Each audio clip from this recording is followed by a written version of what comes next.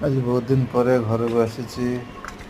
ମୋର ଘର ରେନୋଭେସନ୍ କାମ ଚାଲିଛି, କଲର୍ ବାକି ଯାହା ଟିକେ ଭଙ୍ଗା ହେଇଯାଇଥିଲା, ଟିକେ ତାକୁ ସବୁ ରିପେୟାରିଂ କାମ ଚାଲିଛି।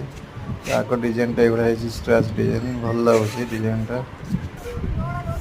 ଏଟା ବ୍ୟାକ୍ ସାଇଡ୍ ଏଟା ମାନେ ସାଇଡ୍ଟା ଏଟା ସାଇଡ୍ରେ ଗୋଟେ ଅଲଗା ଡିଜାଇନ ନା ଫ୍ରଣ୍ଟରେ ଗୋଟେ ଅଲଗା ଡିଜାଇନ ହେଇଛି।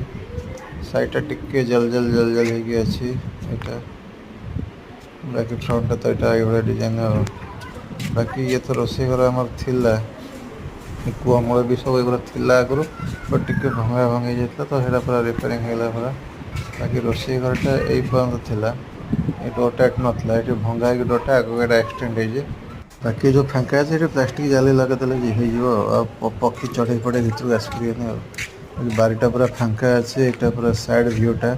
ବାକି ଦୁଇଟା ଯାକ କାର୍ ସେଠି ଥୁଆ ହେଇଛି, କାହିଁକିନା ଏଠି କାର୍ ଜାଗାରେ ଗୋଡ଼ି ପଡ଼ିଯାଇଛି ତ ଭିତରକୁ ପୁରେଇ ହେଉନି, ଏଇଟା ପୁରା ପାର୍କିଂ ଜାଗାଟା।